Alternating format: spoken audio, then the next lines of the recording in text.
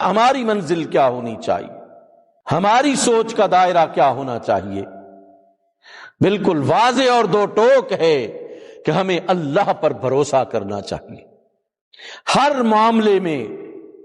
اللہ کی ذات کو سامنے رکھنا چاہیے، دنیاوی معاملات میں، دینی معاملات میں، معاشرتی معاملات میں، سیاسی معاملات میں، تعلیمی معاملات میں، تمام معاملات زندگی میں ہمیں اللہ کی ذات کو سامنے رکھنا ہے۔ یہ ہے مسلمان ہونا، یہ مسلمانی ہے کہ تم اللہ کی ذات کو ہمیشہ سامنے رکھو۔ تم نے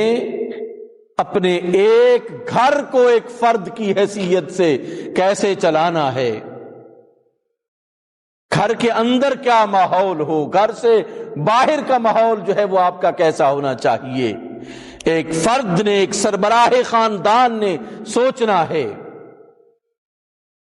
کہ اس کے تمام گھر والے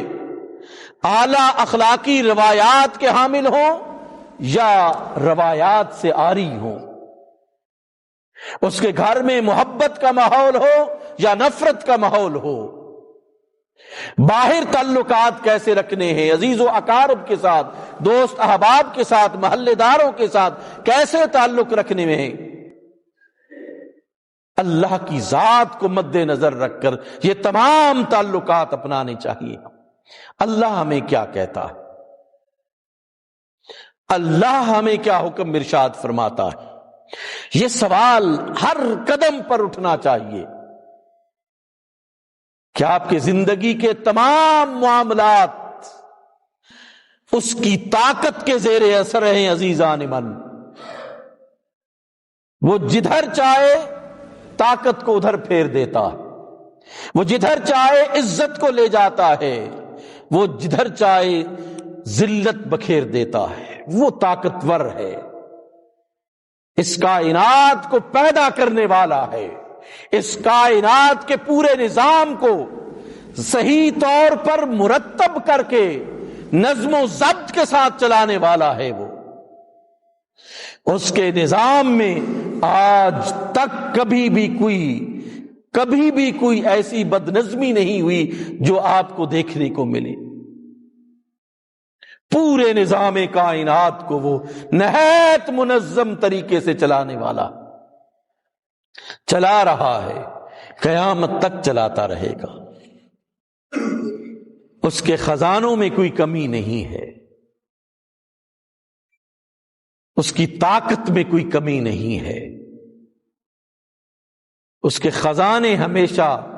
بھرے رہتے ہیں، لبریز رہتے ہیں اس کے خزانے ہمیشہ۔ دنیا کے خزانے ختم ہو جاتے ہیں، اور دنیا آپ کو اپنے خزانوں سے اگر کوئی امداد دیتی ہے یا بطور قرض دیتی ہے تو وہ بہت کنڈیشنل ہوتے ہیں، یہ بھی کرنا ہے، یہ بھی کرنا ہے، یہ بھی کرنا ہے، یہ نہیں کرنا، یہ نہیں کرنا، یہ نہیں کرنا۔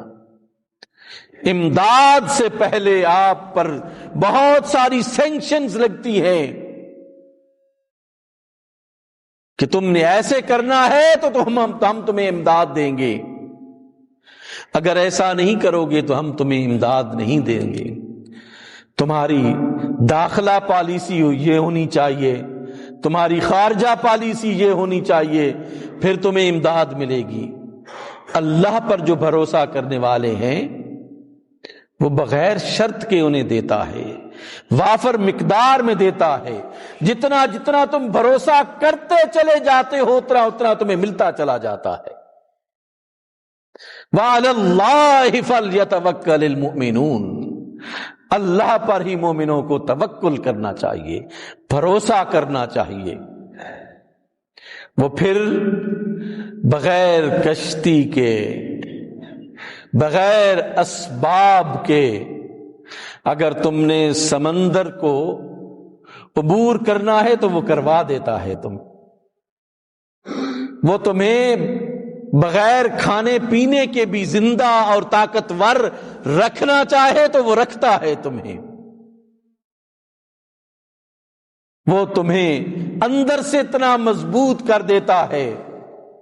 کہ اس کے جلوے تمہارے دل و دماغ پر جب مرتب ہوتے ہیں، جس طرح اسے کھانے کی ضرورت نہیں ہوتی تمہیں بھی کھانے کی پھر ضرورت نہیں ہوتی۔